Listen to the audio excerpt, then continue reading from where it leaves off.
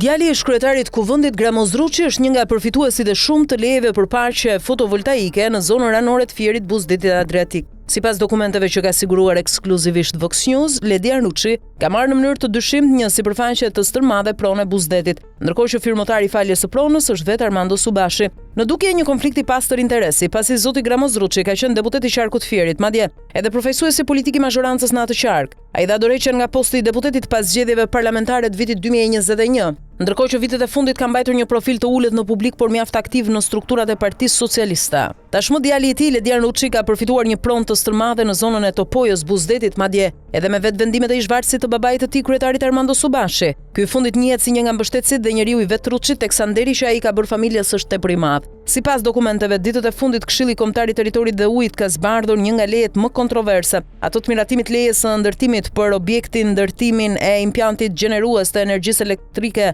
fotovoltaike me kapacitet të instaluar 2 MW dhe vepra vendimse në fshatin Gryk, njësia administrative Topoj. Mësohet se subjekti i zhvilluar do të jetë shoqëria SLR Albania SHPK. Në të njëjtin vendim jepet edhe një përshkrim i zonës. Mësohet se leja është dhënë në fshatin Gryk, rreth 5.5 km nga qendra e fshatit dhe rreth 16 km nga qendra e qytetit Fier. Sipërfaqja e përgjithshme e pronës së marrë me qira është 50.000 m2.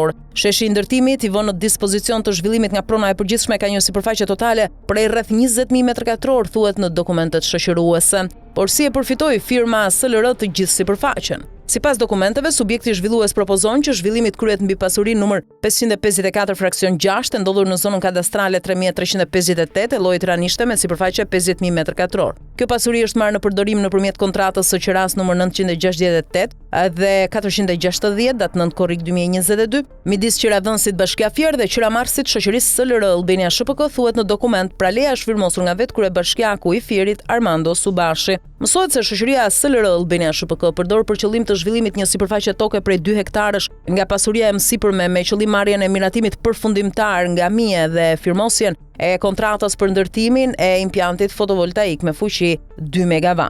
Referuar të dhënave nga Qendra Kombëtare e Biznesit, rezulton se firma SLR Albania ka si pronar me 100% të aksioneve zotin Ledi Arnuçi, një emër i njohur edhe në të kaluarën në disa çështje të hapura në Tiranë apo edhe nga Kronika e Roz. Sipas statutit dhe aktit të themelimit të firmës, zoti Ledi Arnuçi ka lindur në Tepelen dhe banon në Tiranë, është djali i Gremozit dhe i Erfanës. Në vitin 2022 ka themeluar firmën SLR Albania, e cila ka si objekt implementimin dhe menaxhimin e projekteve gjeneruese të energjisë elektrike solare, fotovoltaike dhe energjisë erës eolike në Republikën e Shqipërisë dhe marrja nga qeveria shqiptare apo ministrive e institucionit të shtetit shqiptar të gjitha miratimeve, lejeve dhe licencave, të cilat mundsojnë zhvillimin e këtij aktiviteti në mënyrë të qetë dhe në përputhje me kuadrin ligjor. Megjithatë, qetësia e kësaj firme vjen nga babai i pronarit, i cili është një emër i lartë në politikë me funksione të larta në qeveri apo në Partinë Socialiste. Fati e deshi që vetëm me disa vite themelime njëta firmë të marrë një sipërfaqe të stërmadhe trulli apo të gjitha lejet nga këto institucione të drejtuara nga varësit e babait.